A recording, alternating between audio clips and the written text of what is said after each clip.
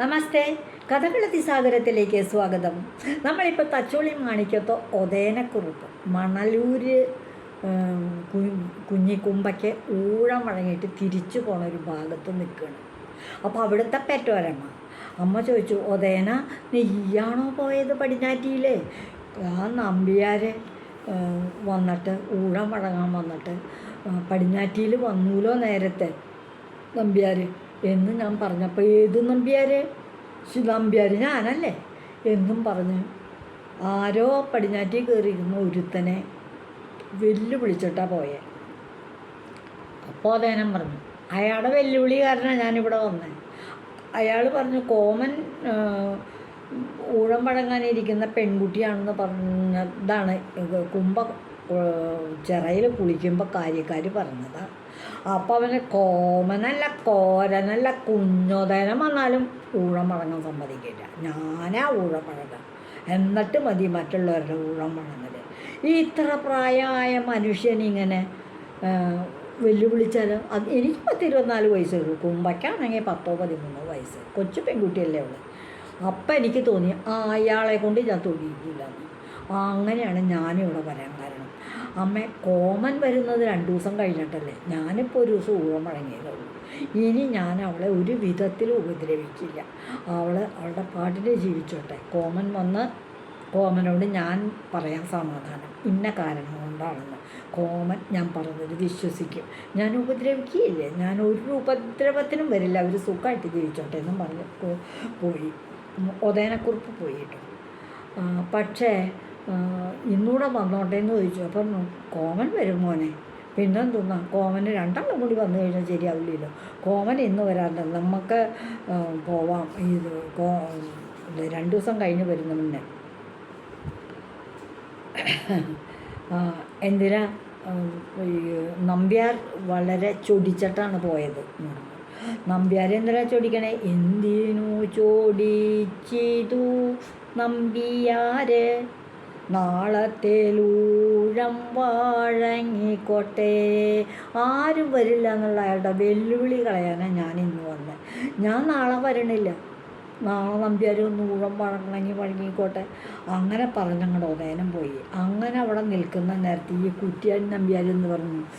എന്താ തോന്നിയെന്നറിയാമോ? അയാളും പിറ്റേ ദിവസം ഇടന്നിട്ട് പോയില്ല. പക്ഷേ പിറ്റേ ദിവസം നോക്കിയപ്പോൾ അയാളുടെ ദേശത്തിനകത്താണ് ചെറ. കുംഭ അവിടെ ചെന്ന് കുളിക്കണമുണ്ട്. കുംഭ കുളിക്കണ കണ്ടപ്പോൾ നമ്പ്യാർ കണ്ട വഴിക്ക് വേഗം പറഞ്ഞു, നീ എന്തിനടി നീ ഇവിടെ വന്നേ എന്ന് ചോദിച്ച് നമ്പ്യാരോട്, ചിറയുന്നു വേഗം നീ പോയി കൂടെ, നീ എൻ്റെ ചിറയിന്ന് കയറിപ്പോയി, നീ ഇവിടെ കുളിക്കണ്ട, നീ ഞാൻ വന്നപ്പോൾ ഊഴം വഴങ്ങാൻ പറ്റിയില്ലല്ലോ എനിക്ക്, അതുകൊണ്ട് നീ കുളിക്കണ്ട എന്നും പറഞ്ഞ് കയറ്റിക്കൊണ്ട് പോകാൻ പറഞ്ഞു. അപ്പോൾ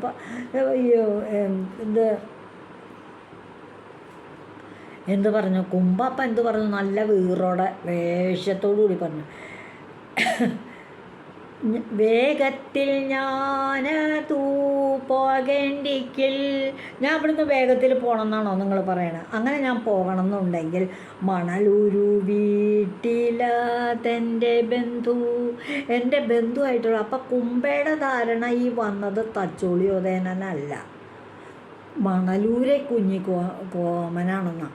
അപ്പം മണലൂര് വീട്ടിലുള്ള എൻ്റെ ബന്ധു, അതായത് കുഞ്ഞിക്കോമൻ ബന്ധു ഈ വീടേ വാരിക വേണം. മണലൂര് വീട്ടിലെ കോമൻ, അതായത് എൻ്റെ ബന്ധു ഇവിടെ വരണം, എന്നാൽ ഞാൻ ചെറിയെന്ന് കയറി പോവാം എന്ന് പറഞ്ഞു. അപ്പം എല്ലാവരും കുളിക്കുന്ന ചെറിയല്ലേ ഇത്, ഞാനിപ്പം വേഗത്തിൽ പോകൂലല്ലോ, ഞാൻ പോവില്ല. നിങ്ങൾ എന്ത് പറഞ്ഞാലും ഞാൻ ചെറിയെന്ന് കയറി പോകാൻ പാടില്ല, ഞാനിവിടെ കുളിക്കുക തന്നെ ചെയ്യും.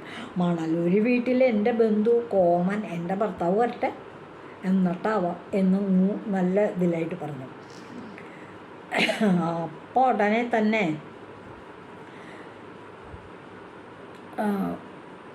നിന്നെ ഊഴം വഴങ്ങിയത് കോമനൊന്നുമല്ല, തച്ചോളി വീട്ടിലെ കുഞ്ഞോദയനാ. ഒന്ന് ഞാൻ ആരാന്നൊന്നും നോക്കിയില്ല. എൻ്റെ ധാരണ കോമനാണെന്ന്. പടിഞ്ഞാറ്റിയിൽ വന്നത് മണലൂരെ കുഞ്ഞിക്കോമനാണെന്നാണ്. ഇനിയിപ്പോൾ അത് തച്ചോളി കുഞ്ഞോദനാണോ ആയിക്കോട്ടെ, എനിക്കിപ്പോൾ അതിനുമില്ല വരുന്നത്. എന്തായാലും ഒരു കാര്യം ഉറപ്പാ. എന്താ, എനിക്ക് മനസ്സങ്ങില്ലതിഞ്ഞാട്ട്, അതായത് എനിക്ക് നിങ്ങളെ ഊഴം വഴങ്ങാനാണ്. നിങ്ങളെ ഊഴം വഴങ്ങാൻ എനിക്ക് യാതൊരു മനസ്സുമില്ല. വേറെ ആര് വന്നാലും എനിക്ക് കുഴപ്പമില്ല. അതുകൊണ്ട് ഇത് കേട്ടപ്പോൾ വേഗം നമ്പ്യാർക്ക് ദേഷ്യം വന്നത് കുളിച്ചിട്ട് വേഗം കയറിപ്പോടി പെണ്ണേന്ന് പറഞ്ഞു. ഇല്ല, ഞാൻ പതുക്കെ തന്നെ പോകുന്നത്. അപ്പം നമ്പ്യാർക്കൊരു ബുദ്ധി തോന്നി. ഒരു വഴിക്ക് കൂടെ അങ്ങനെ കയറിപ്പോന്നു ഒരു പെരേച്ചെറുക്കൻ എന്ന് പറഞ്ഞാൽ അന്നത്തെ കാലത്താണ് കേട്ടോ ആക്ഷേപം. ജാതിയിൽ താഴ്ന്ന ആളാണെന്നൊക്കെ പറയുന്നത്.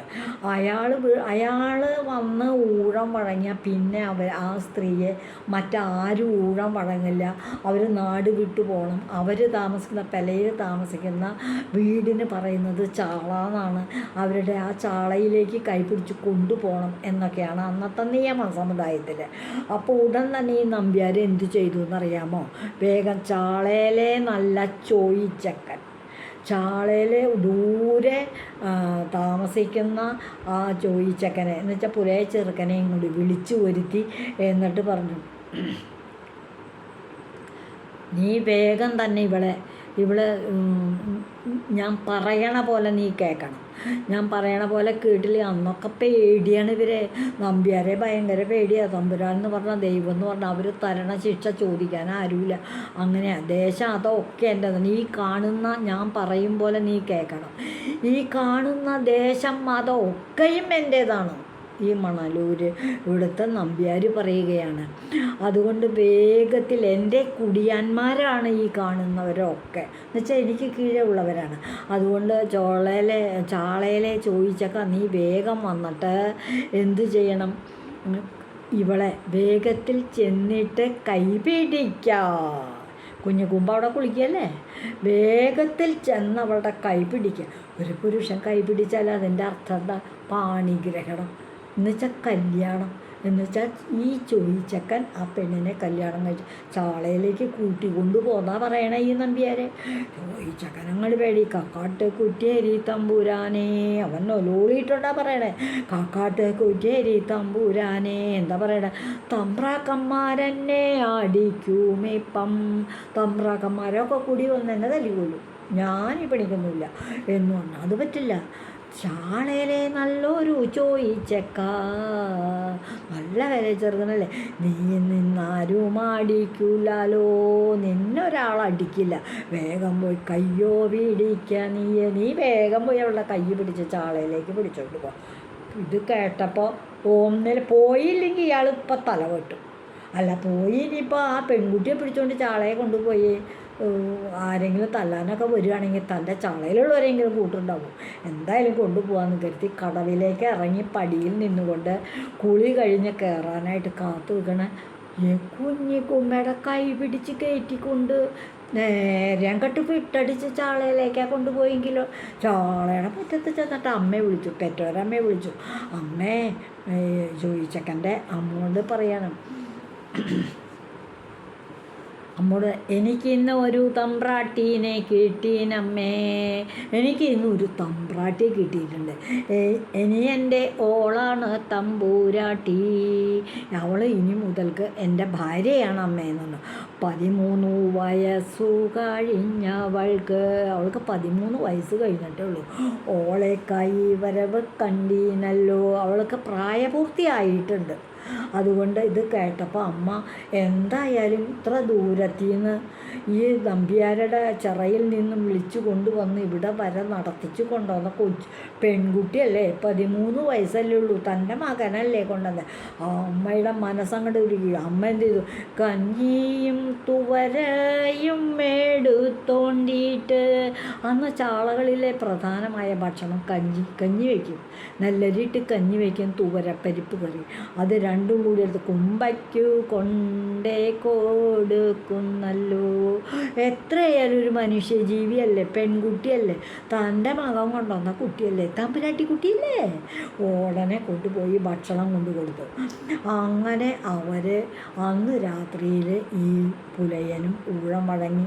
പിന്നീട് അവർ ജീവിച്ചു, കുറേ നാൾ ജീവിച്ചു.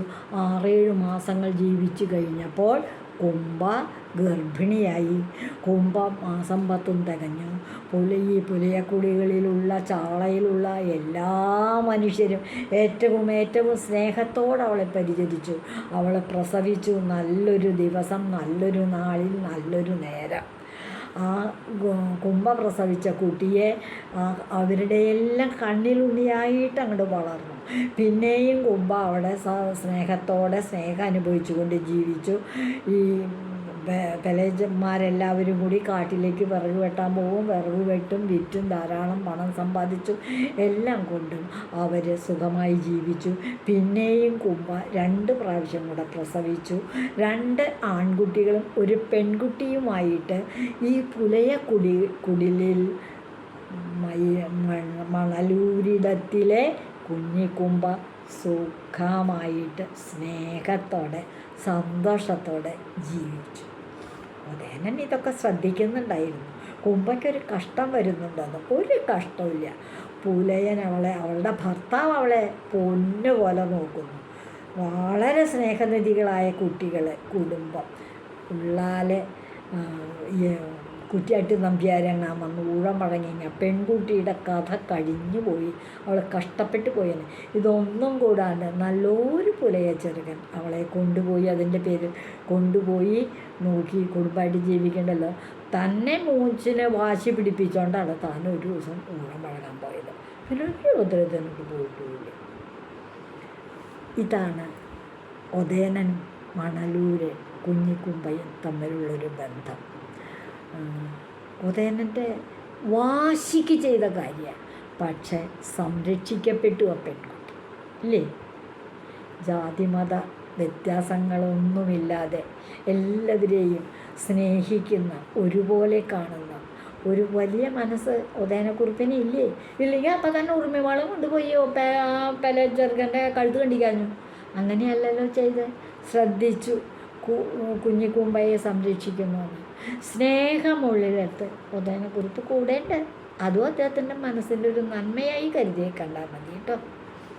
ഇതുവഴി വന്നാലും ഇത്തിരി നേരം ഇരുന്നാലും കഥകൾ കേട്ടാലും കളിയായി പറയും കഥയാണേ, കാര്യം പറയും കഥയാണേ. നിങ്ങൾക്ക് വടക്കൻ പാട്ടിലെ കഥകൾ മടുപ്പ് തോന്നുന്നുണ്ടോ? മടുപ്പ് തോന്നണ്ട. ഉദയനക്കുറുപ്പിനെ പറ്റി എനിക്കറിയാവുന്നതെല്ലാം ഞാൻ നിങ്ങൾക്ക് വിളമ്പി തരും. നിങ്ങൾ രുചിയോടെ കഴിക്കൂ, മനസ്സിലാക്കൂ. നമ്മുടെ ഉത്തര കേരളത്തിൽ ഒരു കാലഘട്ടത്തിൽ നടമാടിയിരുന്ന സാമൂഹ്യ വ്യവസ്ഥിതി ഇതായിരുന്നു. അതാണ് മനസ്സിലാക്കേണ്ടത്. എല്ലാവർക്കും നന്ദി.